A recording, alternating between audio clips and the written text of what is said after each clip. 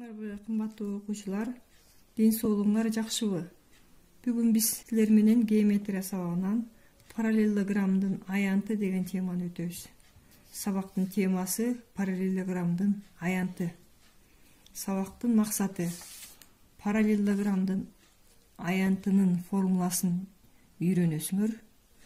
Ал формуланы колдонуп маселелерди чыгара билесиңер. Формуланы туура колдоно билүүгө, чиймени так чие билүүгө, туура ой жүгүртө билүүгө машыгасыңар. Анда эмесе сабакты баштадык. Параллелограмм бул кандай фигура экендигин мурда билесиңер. Параллелограмм бул карама-каршы жактары параллель жана барабар болгон төрт бурчтук. Эми параллелограммдын аянты жөнүндөгү төмөнкү теореманы айтып берейин. Параллелограммдын аянты негизин бийиктигине көбөйткөн көбөйтүндүгү барабар. Азыр ушул формуланы колдонуп маселе иштеп көрөлүк. Номер 1 көнүгүү. Параллелограммдын жагы 4,5 дециметр. Ал эми ал жакка түшүрүлгөн бийиктик 2,6 дециметр. Аянтын тапкыла дейт. Номер 1 көнүгүү.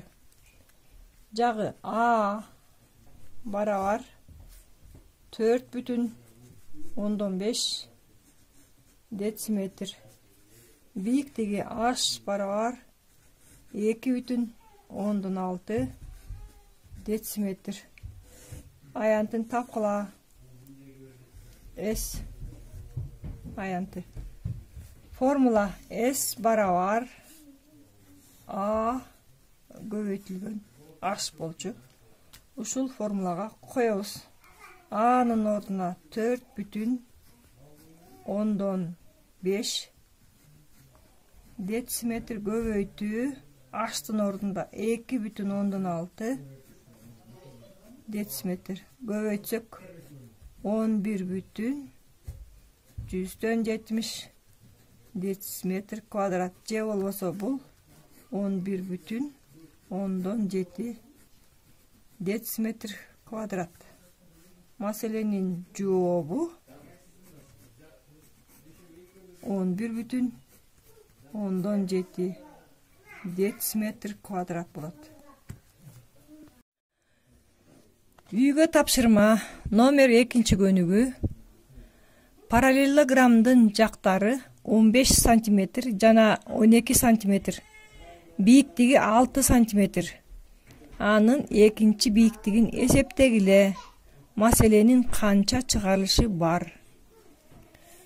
Андан кийин номер 4 көнүгүү. Параллелограммдын аянты 2,4 метр квадрат. A'сы жагы 1,5 метр болсо, бийиктигин B'сы бийиктиги 0,6 метр болсо, ага тиешелүү жагын эсептегиле. Ушул эки номерди чыгарасыңар. Параграф 38-ти окуп, формуланы жана теореманы жаттайсыңар. Саламатта калгыла.